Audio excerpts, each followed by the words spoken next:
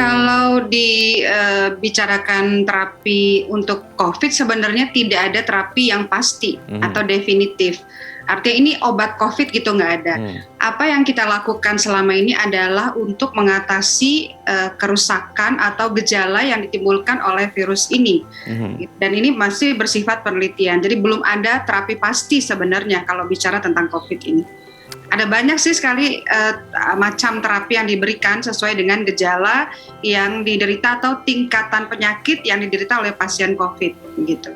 Nah, kalau kita membicarakan plasma convalescence, ini digunakan untuk pasien-pasien dengan derajat sedang, yaitu belum dirawat di tempat yang membutuhkan alat bantu nafas, tetap dirawat di rumah sakit.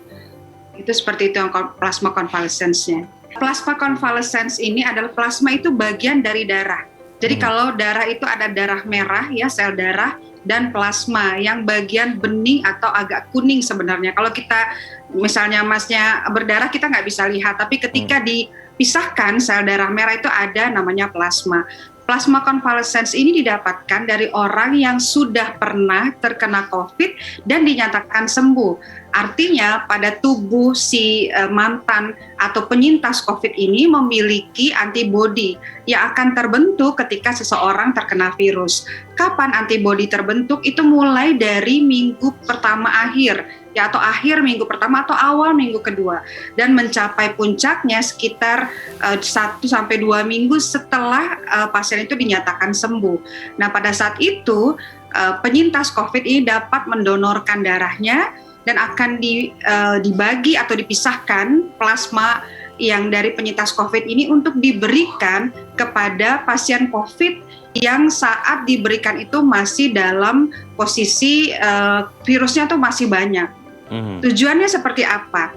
Nah, plasma yang mengandung antibodi ini diberikan ke pasien COVID dan itu akan menekan replikasi atau pertumbuhan dari virusnya sendiri.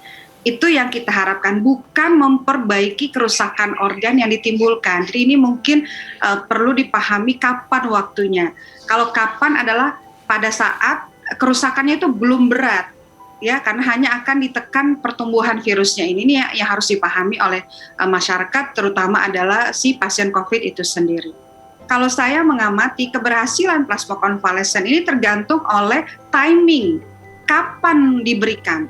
Kalau sudah terlambat, maka tidak memberikan efek. Terlambat pada saat seperti apa? Kalau sudah kerusakannya sudah sedemikian luas, pasien perlu dilakukan pemasangan alat bantu nafas, itu sudah terlambat.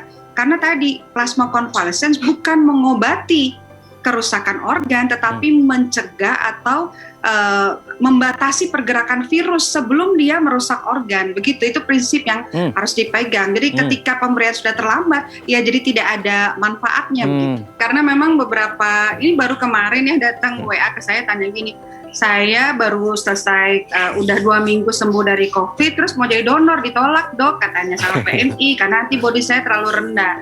Saya tanya, emang kamu waktu itu apa? Saya isoman. Ya jelas, memang isoman itu kan ada di tanpa gejala atau gejala ringan. Memang COVID ini semakin berat gejalanya, semakin banyak, semakin berat derajat penyakitnya dan semakin banyak gejalanya, itu antibodi semakin tinggi. Itu memang seperti itu, dan diharapkan mereka-mereka yang mempunyai gejala berat ini dan nyatakan sembuh itu menjadi donor. Karena ya percuma kita memberikan antibodi ke pasien ternyata antibodinya rendah. Padahal pemberian plasma itu juga bukan tanpa resiko. Jadi tentu kita harus memperhatikan itu ya. Syarat-syaratnya sih secara umum memang mereka yang sudah pernah COVID dan sembuh, dinyatakan sembuhnya itu 2 minggu pada saat mau donor. Dan sebelum donor itu ada beberapa prosedur yang harus dilakukan oleh si pasiennya dulu ya sebelum ke donornya. Artinya pasien akan diambil contoh darahnya, kemudian diperiksa golongan darah dan resus. Ya, resus itu yang menentukan dan golongan darah menentukan apakah donor yang diberikan itu cocok dengan si resipien atau si penerima donor ini. Dan dokter akan membuatkan surat keterangan. Jadi memang untuk pendonor ini diharapkan 2 minggu setelah dinyatakan sembuh sampai 3 bulan maksimal setelah sembuh. Derajatnya derajat sedang, berat dan kritis itu tidak disarankan untuk plasma convalescence. Ya, kenapa? Karena sudah terlambat. Ya, jadi kerusakan organnya sudah sedemikian luas karena tadi plasma ini bukan untuk menyembuhkan atau memperbaiki organ yang rusak, tetapi memang untuk mematikan virus.